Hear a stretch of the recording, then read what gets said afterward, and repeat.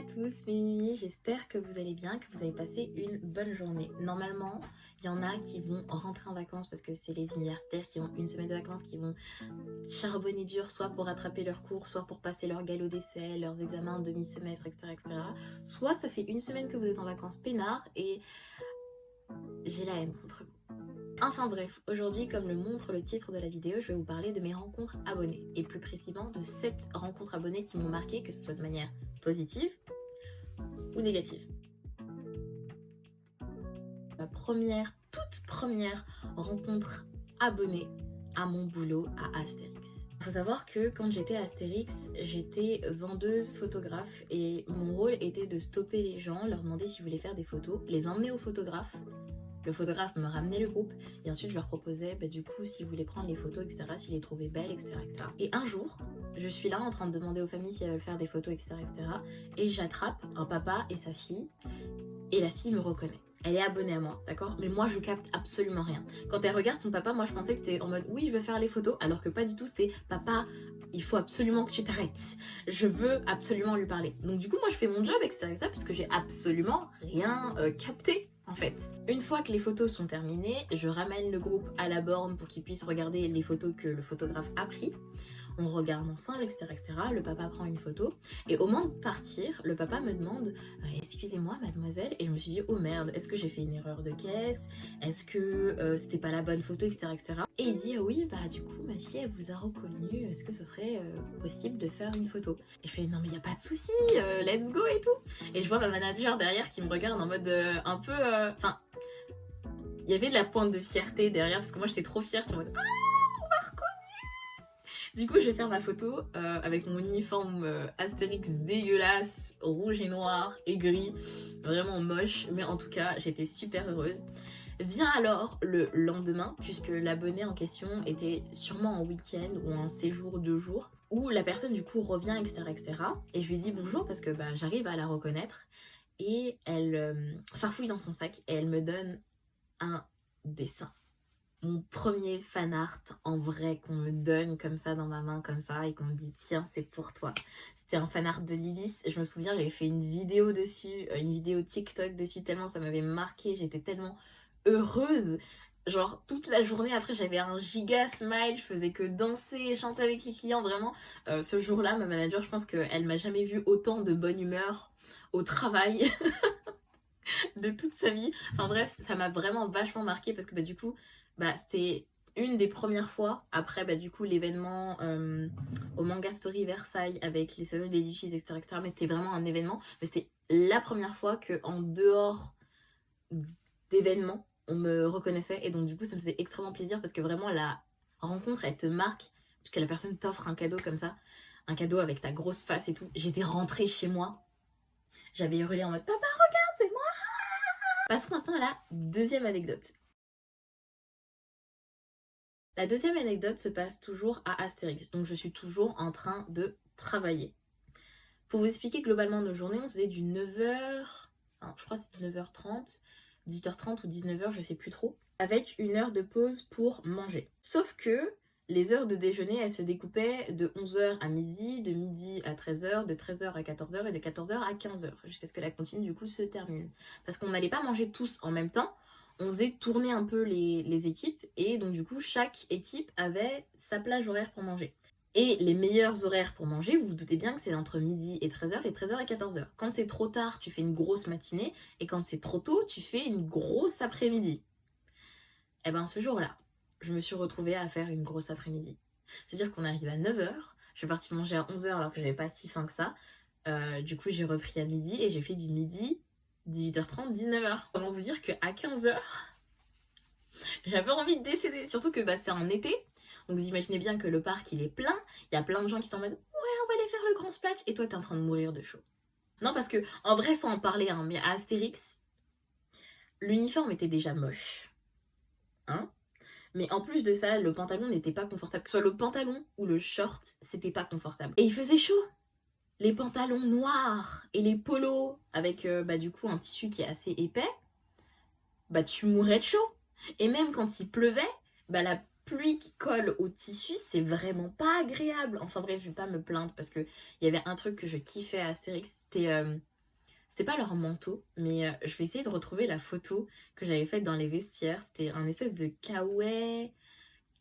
T'as l'impression de ressembler à un Teletubbies, tu ressembles à peau carrément. Et ce jour-là, du coup, il faisait bien chaud, j'avais un peu le seum, je regardais les gens s'amuser, me dire purée, purée, ça aurait pu être moi, pourquoi j'ai décidé de travailler, pourquoi j'ai décidé de travailler à Astérix où les gens sont heureux pendant que moi je suis en train de taffer. Vient alors les rayons de soleil de ma journée. Je vois une branche de filles, je crois qu'il y en avait 4 ou 5. L'une m'a vraiment marquée parce qu'elle avait un petit chapeau kéro en mode un chapeau grenouille. Elles arrivent comme ça vers moi. Je m'apprêtais à capter le groupe et je vois tout de suite leur visage s'illumine. Elles me reconnaissent. Elles me font oh mais c'est Lily. Elles sont arrivées, elles sont en mode oh mais tu travailles à Astérix, c'est vrai. On avait vu un de tes lives où tu nous disais que tu travaillais à Astérix. On voulait grave te croiser et tout. On ne pensait pas te croiser maintenant et tout. Je suis en mode, elles ont vraiment, genre, elles ont relevé le niveau de ma journée rien qu'avec leur sourire. Prochaine anecdote. La troisième anecdote va donc concerner la Paris Manga, donc la première convention que j'ai faite en tant que créatrice de contenu. Ça a été énorme, mais je profite de cette anecdote pour rebondir, pour vous dire que je serai bien présente le 3 et 4 décembre à la Paris Manga, avec bien évidemment mon acolyte Adem, qui sera, c'est sûr, en Lloyd. J'ai foi en ma propagande. Un peu moins sûr en Yor le dimanche. Est-ce qu'on peut faire une aparté sur la Paris Manga de novembre qui a été folle?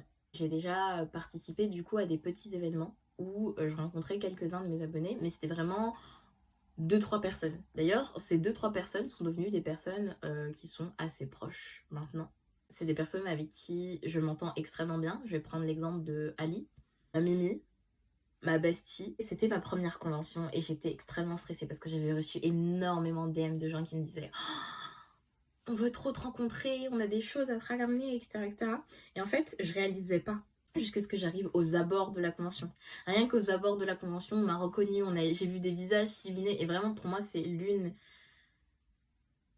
des choses les plus gratifiantes de voir juste vos visages s'illuminer. C'est-à-dire que moi, rien que me voir, moi, ma petite personne de 1m56, ça illumine votre visage, ça vous rend le sourire tout de suite. Genre, je sais bien que si vous allez en convention, vous êtes déjà souriant, mais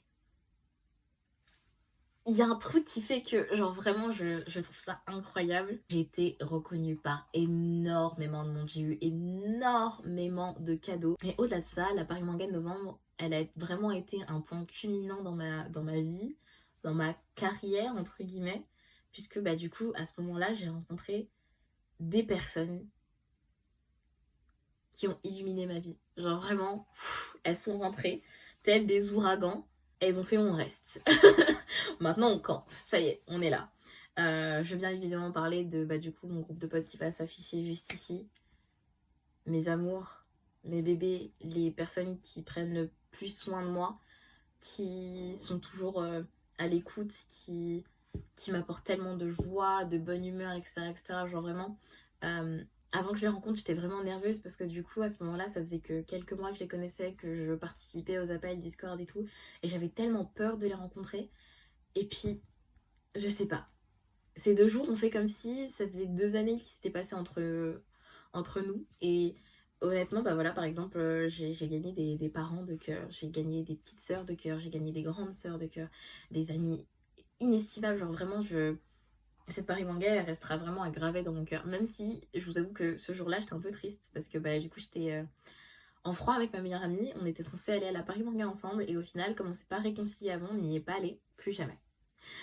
Même si je suis en froid avec toi, si tu vois cette vidéo, même si on est en froid, on va se bouder pendant tout le chemin, mais on va aller à la convention ensemble. Du coup, durant cette Paris Manga, j'ai rencontré une abonnée assez désagréable, assez problématique, d'accord. Comme je vous l'ai dit, déjà, le samedi, on se marchait dessus. J'ai eu énormément de monde qui venait autour de moi, me donner des cadeaux, faire des bisous, des câlins, faire des photos, etc., etc. C'était très difficile à gérer. Surtout pour mon nouveau groupe d'amis qui s'attendaient pas à ça, moi non plus. Et j'ai fait des grosses crises de panique, des fois je chialais, enfin de joie. Des fois, je chialais d'angoisse, mais on s'est posé entre, ouais, plus 15h et 16h, j'allais dire 14-15h, mais c'est faux. Entre 15h et 16h pour manger. J'étais épuisée. J'ai tapé ma meilleure sieste de une demi-heure. Tellement j'étais épuisée, d'accord? Genre, je me suis assise, j'étais comme ça avec mon onigiri en mode... On s'est posé dans un coin qui était assez reculé, justement pour pas avoir, du coup, les gens qui nous reconnaissent. Mais malgré ça, il y a des gens qui m'ont vu de loin et qui ont été polis et qui sont installés à côté et qui ont attendu que je finisse de déjeuner, de faire ma sieste pour venir me demander des photos, des câlins, me donner des cadeaux, etc. etc. Et ça, mes mini, j'ai adoré. Sauf qu'il y en a une dans le lot. Une qui a décidé que au moment où j'étais en train de finir mon onigiri en me disant oh, je vais enfin faire ma putain de sieste, je m'apprête à poser ma putain de tête sur mon sac qui était devenu un oreiller. Excuse-moi, est-ce que je pourrais avoir une photo avec toi, s'il te plaît? Autant, je vous avoue, bon, en vrai, c'était ma première convention, mais après avoir vécu énormément de conventions, que ce soit des petites ou des grosses conventions, autant, par exemple, pour la Japan Expo ou des expos qui sont assez grandes sur plusieurs halls, pour moi, c'est normal que tu viennes un peu déranger ton créateur de contenu préféré, puisque t'es pas sûr de le recroiser tellement c'est grand, tu te dis là c'est ma seule chance, à la limite tu te poses à côté et tu attends le moment où il va se lever, tu vois, mais je peux comprendre cette urgence, tu vois. Et le deuxième moment où je peux comprendre l'urgence, c'est le fait que tu vas devoir y aller et tu vois que ton créateur de contenu il est là, donc tu te dis oh, faut que je tente ma chance parce qu'après j'aurais pu l'occasion de le faire puisque je serais en dehors de la convention. C'est pas ce qui s'est passé. Je reste polie, je me dis bon c'est pas grave, je me lève pour pouvoir du coup accueillir l'abonné correctement parce que vraiment j'étais sur le point de m'affaler. Je me suis levée et tout, je mets poussette, etc., etc. Je fais oui bien sûr on va faire la photo et il faut savoir que j'ai un nez très sensible. Très très sensible. Tellement sensible que par exemple, on va prendre un exemple tout con, le Sephora de la Défense qui est extrêmement grand avec le coin parfumerie qui est tout au fond.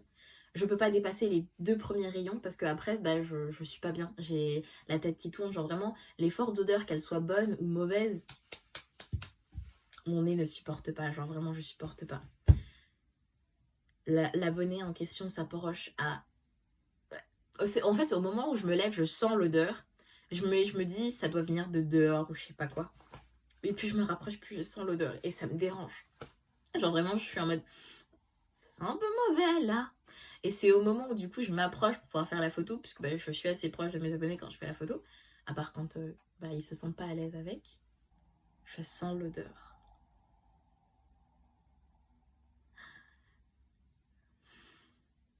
J'ai essayé de rester la plus impassible possible. La plus impassible. J'étais comme ça en mode... Dans ma tête, vraiment, c'était vraiment en mode... Oh, oh, purée. Tu sais, c'est un mélange de mauvaises odeurs. Il y a tout qui allait pas.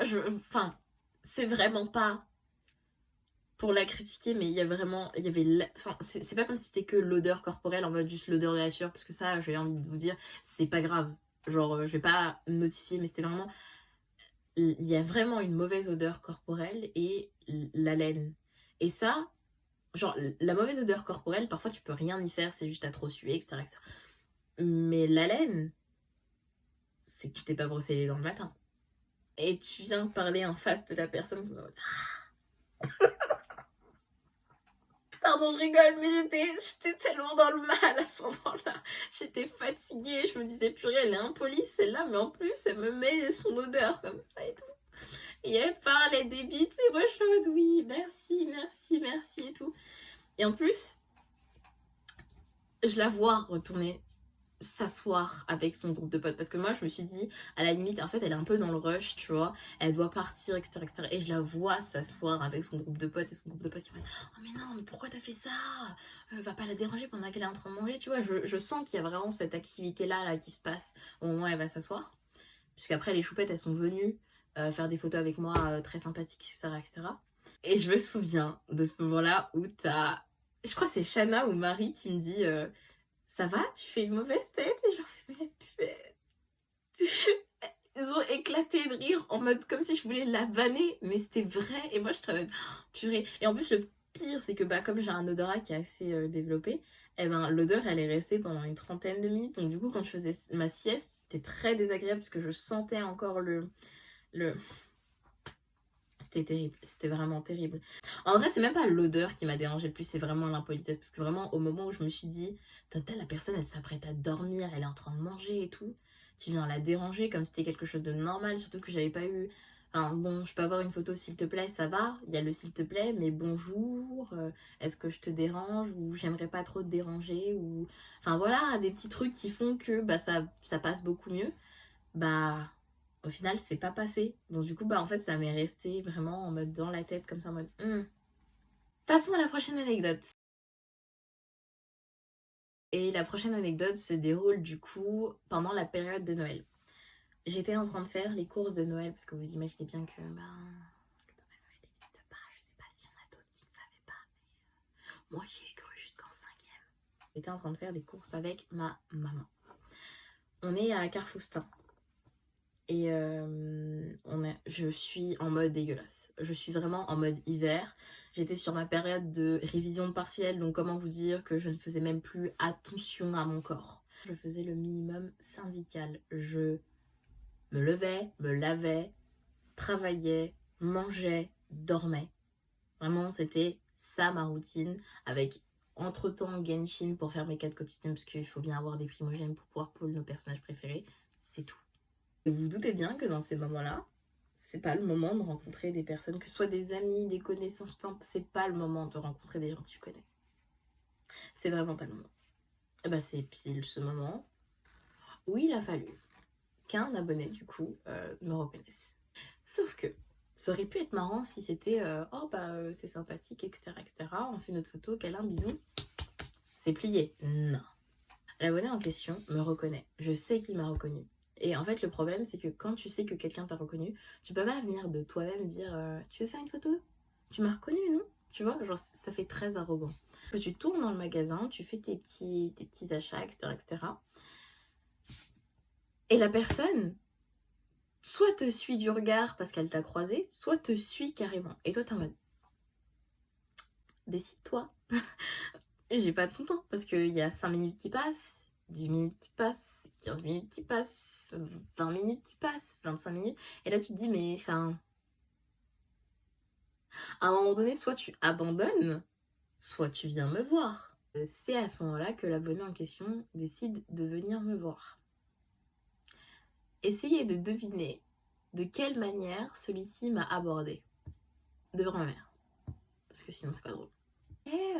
C'est pas toi qui fais les audios de miam miam?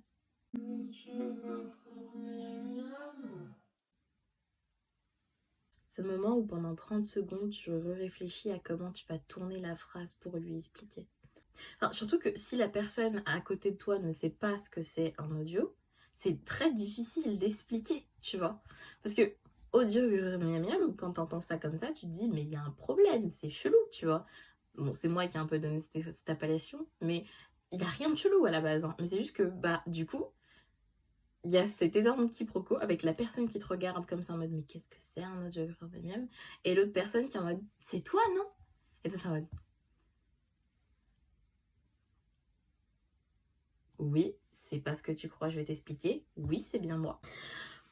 La honte.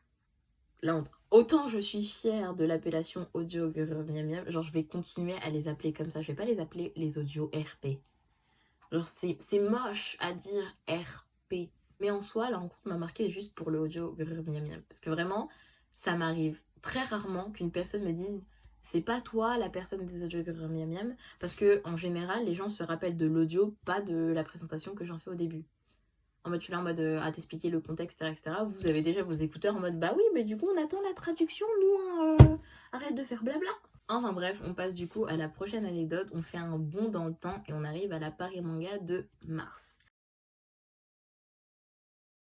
Paris Manga de mars, deuxième jour, je suis en Inosuke. Je passe pas toute la journée, puisque du coup, j'avais des affaires familiales à ce moment-là. Et je devais aller un peu plus tôt.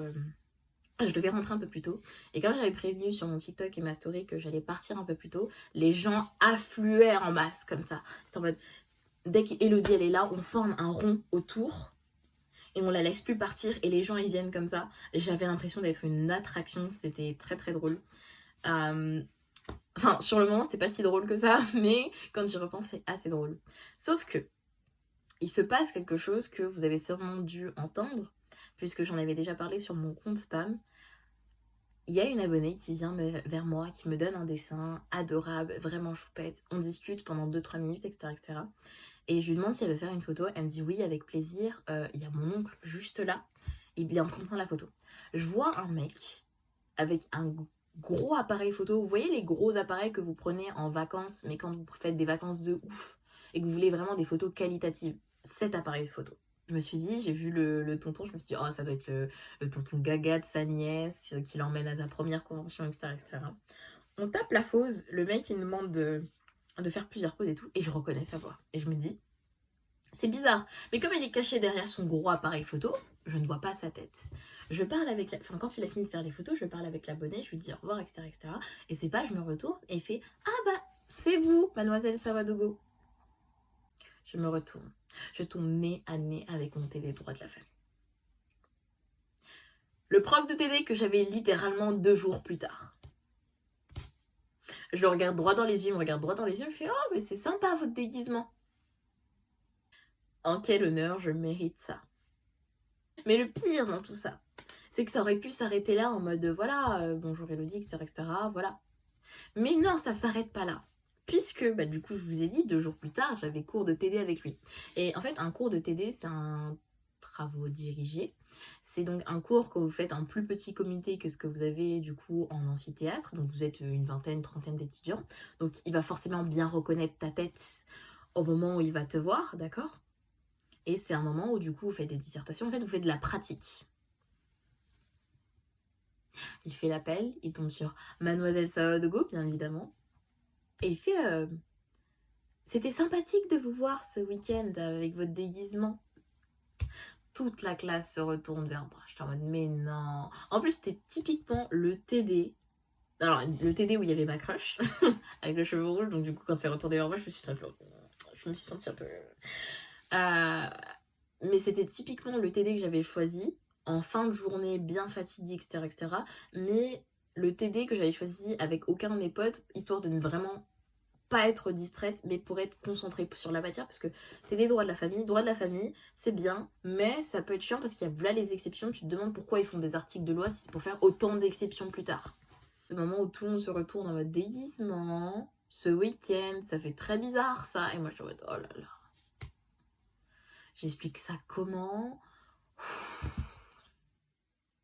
En fait, c'était vraiment la partie de la classe qui n'est pas au courant que j'ai un compte TikTok, qui n'est pas au courant que j'ai ma communauté, etc., etc. Donc, du coup, tu sais, t'as encore plus d'incompréhension. Parce que si tu sais que, bah, du coup, je fais des vidéos TikTok, que je fais du cosplay, etc., etc., alors, les personnes qui m'ont sur mon Instagram de ma fac, ils auraient tout de suite capté convention, cosplay, enfin voilà.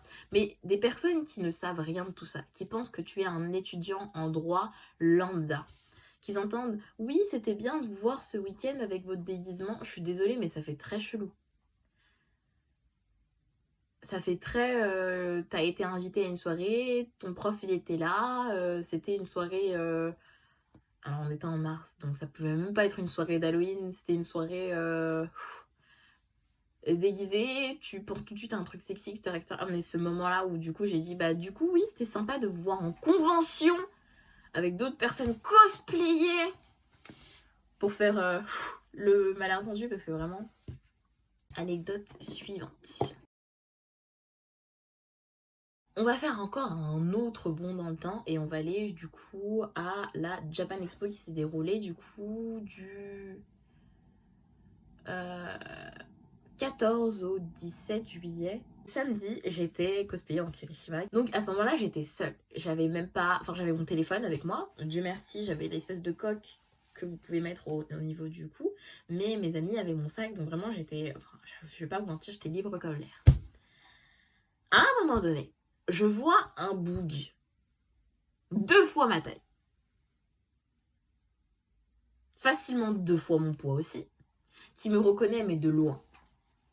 Mais en fait, j'ai une mauvaise vue. Mais le moment où il a bien voulu me faire croire, enfin me faire comprendre qu'il m'avait reconnu, c'était vraiment le moment où il s'arrête comme ça au milieu de la foule alors qu'il y a tout le monde qui est en train d'essayer de passer à autre chose. Il s'arrête comme ça, les bras ouverts, les pieds écartés, en mode même si t'es aveugle, tu sais ce qui se passe devant toi, même si c'est à 40 mètres devant toi, tu sais. Et je sais que le mec, il est à une vingtaine de mètres devant moi, d'accord? Et je vois le boug, il commence à prendre son élan, je fais mais c'est pas possible. Ça, c'est un truc que moi, je peux faire avec toi, mais que toi, tu peux pas faire avec moi. Impossible de le louper. Ça veut dire que je me suis dit, il est pas con. Il va s'arrêter. J'ai espéré tellement fort qu'il s'arrête. Genre qu'il fasse semblant de faire une course. Tu sais, comme quand t'as deux personnes à peu près du même poids, même taille, etc., qui se voient depuis, ça fait un moment qu'ils se sont pas vus, et qui courent comme ça, mais qui ralentissent pour pas que leur corps fasse le boug. C'est vraiment au moment où on atteint le seuil des 2 mètres entre nous que je réalise qu'il va pas s'arrêter. Je rigole, mais sur le moment, j'ai flippé ma rage. Je me suis dit, mais là, c'est la chute assurée. Là, mon gars, c'est un plaquage de rugby. Mon dos, il va être en compote. Je vais aller à l'hôpital. J'ai vraiment pensé ça pendant 2 centièmes de seconde avant qu'il me fonce dessus. Et que vraiment, en fait, le choc, il a vraiment fait boum. Je vais pas mentir, la personne était grosse, donc du coup la graisse a fait que ça amortit un peu plus que une personne qui a que du muscle, donc du coup c'était plus confortable à recevoir. Mais vous imaginez bien que l'impact a fait que j'ai perdu équilibre. Tu vois, j'avais beau me préparer 2 secondes avant dans ma tête à réceptionner la personne, on allait tomber quand même, parce que la vitesse à laquelle il est parti, c'était fulgurant, hallucinant, comme j'en avais jamais vu. Je me suis dit, mais il va s'arrêter, c'est sûr. Et bah vous savez quoi, mon cosplay de Kirishima m'a sauvée. Parce que vous imaginez bien que sur le cosplay de Kirishima, il y a des espèces de grosses épaulettes. Et ces épaulettes sont en mousse. Les épaulettes, elles font comme ça, une espèce d'auréole, au niveau du coup de quasiment mes omoplates. Ce qui fait que quand la personne m'est tombée dessus, certes, j'ai eu très mal au coccyx, parce que mon coccyx, en fait, il est tombé d'abord, puisque j'ai essayé de me rattraper du mieux que je pouvais. Mais dans tous les cas, en fait, mon dos n'a pas touché du tout, mais absolument pas le sol. Sachant qu'en plus, j'ai une énorme cambrure au niveau du dos et mon cul. Mon cul, il a réceptionné. Et puis après, il y a eu l'arc de mon dos. L'arc de mon dos comme ça. Et là où il y avait les épaulettes qui a réceptionné. Ça veut dire que en fait, la partie qui a vraiment chuté au niveau du sol, c'est mes jambes jusqu'à du coup mon cul, donc mon coccyx, qui a pris cher, mais mon dos n'a touché aucunement le sol parce que du coup, les épaulettes ont amorti tout le choc, sachant qu'elles étaient en mousse. Crois-moi que ça a vraiment fait yo. J'ai remercié tellement fort celle du coup qui a fait mon cosplay, qui s'appelle Adèle, qui a fait mon cosplay. Genre, autant je la traitais déjà comme une déesse parce qu'elle a réussi à redesigner le cosplay de Kirishima en genderman tellement bien, mais là, les épaulettes m'avaient littéralement sauvé la vie parce que je sais pas ce que j'aurais fait si du coup mon dos avait tapé le sol, parce que le sol n'est pas un peu dur, il est très dur. Il n'y a pas de matelas en dessous. Je t'en mode, mais il faut pas foncer sur les gens comme ça, tu sais. J'aurais pu me faire mal, toi aussi, oh là là. Je vais vraiment répondre avec le plus de bienveillance possible, mais j'avais tellement envie de le gifler. Je lui ai fait un peu la morale en mode non, mais faut pas foncer sur les gens comme ça. J'espère que tu fais pas ça pour les autres, parce que les autres, ils seront pas aussi gentils, je ne pense pas, tu vois. Et du coup, le garçon était en mode ah non, non, vous inquiétez pas, je le ferai plus, etc. etc. C'est des choses qui ne se font pas, j'imagine que vous le savez. S'il vous plaît, si vous voulez me foncer dessus, vous pouvez, mais faites en sorte que votre taille et votre poids n'influent pas sur notre chute. En mode, si c'est quelqu'un qui fait à peu près ma taille, à peu près mon poids, pas de souci, tu peux me foncer dessus, je vais te rattraper. Même 20 kilos au-dessus, vous inquiétez pas, je vais vous rattraper. J'ai un passé de judokate qui fait que. Et 100, quand on est au-dessus de ça, je suis désolée, mais je peux plus. si tu me fonces dessus, je tombe, c'est sûr. C'est sûr, surtout si tu me fonces dessus, tu vois. À la limite, si tu viens, tu prends un peu d'élan, pourquoi pas, je te rattrape, je vais peut-être reculer un peu, mais par contre, en prenant de l'élan, mais vraiment un élan sur 30 mètres, purée. Dernière anecdote, on va finir sur quand même sur une note positive. Ça s'est passé du coup, oulala, je me sais plus c'était quelle période. J'avais encore, en fait c'est la coupe que j'ai fait avant celle-ci, donc je crois que c'était en juillet, un peu avant la Japan Expo. T'as mon coach de judo qui m'a envoyé un message en me disant écoute, on organise une semaine Japon et on aimerait bien avoir toi en tant que bah, du coup intervenante. Tu fais ce que tu veux, tu amènes qui tu veux, tu me dis, je cale ça dans le programme. Et moi je suis en mode ok, dès que je finis mes partiels, je te dis ça. J'ai emmené avec moi une amie qui s'appelle Marie qui était aussi du coup dans mon ancien établissement. On a fait organisation débat sur les animés et mangas et on s'est dit qu'on se mettrait en cosplay. Donc ce jour-là, on était venus, du coup, moi en Tanjiro et elle en Tengen. Et durant ce temps d'échange qu'on a eu avec les élèves, on a croisé un petit gars incroyable. En fait, c'est pas vraiment un abonné, je peux pas... Enfin, si, c'est un abonné à moi, mais c'est pas vraiment un abonné à moi. Enfin, je sais pas comment expliquer ça. C'est, je me suis abonnée parce que je trouvais ça sympa, et surtout parce que je t'ai vu sur le compte de quelqu'un d'autre. Je vois le petit, mais il est vachement mature pour son âge. Genre, il est en sixième, il a des références en mode berserk, etc. etc. Waouh! Et vraiment, il a une réflexion qui est assez poussée par rapport à quelqu'un qui est en sixième, qui regarde juste des animés, quoi. Vraiment, il se pose des questions sur des... Enfin, quand on posait des questions, c'était le premier à répondre, etc. etc. Je suis en mode waouh, abasourdi. Et à un moment donné, bah, du coup, quand on a fini, etc., etc., qu'on discute un peu, t'as ce garçon-là et tout, qui vient me voir, qui me dit, tu sais, moi, je suis abonnée à ton compte, etc., etc. Je savais pas que t'étais aussi intéressante, je vais suivre de plus près ton contenu et tout. Moi, je suis en mode merci, je suis honorée, tu vois. Enfin, surtout par un petit qui était aussi impressionnant, ça m'avait vraiment fait plaisir. Et il me fait, tu sais que moi, je t'ai connu via une vidéo. Et je lui fais laquelle. Il me fait, tu connais Ayam Blacko? Je fais oui, c'est un très bon pote à moi, dis-moi tout. Il me fait, tu sais, t'as fait une vidéo, c'était pendant l'avant-première de My Hero Academia. Euh, il avait fait une vidéo avec toi où il demandait justement quel est ton personnage préféré dans My Hero Academia, etc. Enfin, c'était pas quel est ton personnage préféré, mais tu préfères tel personnage ou tel personnage, tel personnage ou tel personnage. Et au moment où il a dit Kirishima, je fais c'est Kirishima, Kirishima, Kirishima for life. Quand il m'expliquait, je fais ah oui, oui, oui, c'est très précis et tout. Il me fait, tu sais, moi, mon rêve, c'est de le rencontrer un jour. Est-ce que ce serait possible que à un autre événement, tu puisses le ramener et tout pour que bah du coup je lui dise à quel point il est incroyable, etc. etc. Je fais, tu sais quoi? On va l'appeler. Je porte mes couronnettes parce que je vous avoue qu'à ce moment-là, j'étais en mode est-ce que je vais vraiment l'appeler? Bon, non, il était pas si tôt que ça. D'accord? Il était 10h et tout. Mais est-ce que je vais vraiment l'appeler? Sachant que moi, à cette époque-là, je n'osais pas l'appeler pour lui demander quoi que ce soit. J'ai vraiment pris mes couronnettes et j'ai fait vas-y, je l'appelle. Donc, du coup, je l'appelle et il répond. Ouais, Elodie, ça va. Je vois qu'il est un peu. Il vient de se réveiller et tout. Je fais j'espère que je te réveille pas et tout. Il me fait non, non, non, je viens de me réveiller, t'inquiète et tout. Du coup, je lui explique un peu la situation. Et il me fait, y a pas de souci, passe-le-moi. Je lui passe. Je sais pas du tout ce qu'ils se disent. Je sais pas si Blacko en a un bon souvenir. Mais pendant 10 minutes, le petit, il a un sourire aux lèvres. J'étais trop fière de moi. Genre, je me suis dit, oh. C'est un peu comme. Je sais pas comment dire, mais c'est vraiment la même sensation que, bah, du coup, le visage qui s'illumine face à. Quand on vient me voir, on me dit, ah purée, je t'aime, j'adore ton contenu, etc. La même sensation, je me suis sentie. En fait, je me suis sentie extrêmement heureuse de pouvoir lui donner quelque chose en retour. En mode, je sais qu'il s'est abonné à moi comme ça parce qu'il l'avait déjà vu, etc., etc. Il s'était dit, oh, elle a l'air sympa. Mais genre, j'ai pu lui donner quelque chose en retour qui va rester probablement dans sa tête pendant longtemps. Puisque bah, du coup, quand il m'a rendu mon téléphone, je me suis dit, merci, merci, merci, merci. Je pensais pas l'avoir au téléphone pendant aussi longtemps pour lui parler et tout. Je te mode, mais est-ce qu'on est mimi comme ça? Un petit sixième. Vraiment, je m'en souviendrai toute ma vie.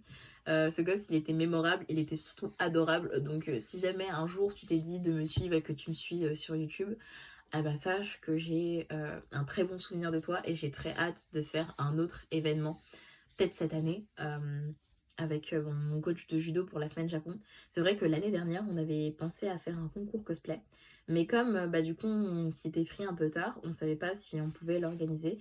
Mais si cette année j'arrive à l'organiser dans mon ancien collège-lycée, ce serait un truc de dingue. Enfin bref, c'est une fin de vidéo. C'était donc les 7 anecdotes qui m'ont le plus marqué avec des abonnés. J'espère que cette vidéo vous aura plu. Si elle vous a plu, n'hésitez pas à laisser un petit like, un petit commentaire et à partager cette vidéo parce que je sais que je suis nulle pour promouvoir ma chaîne YouTube et donc du coup je compte sur vous pour faire du bouche à oreille pour que les gens sachent que j'ai une chaîne YouTube. En tout cas, je suis très heureuse de passer à ce format-là. C'est tellement sympathique de parler comme ça, blablabla, et de vous raconter plein de trucs. Je vous fais de gros bisous et je vous dis à vendredi prochain.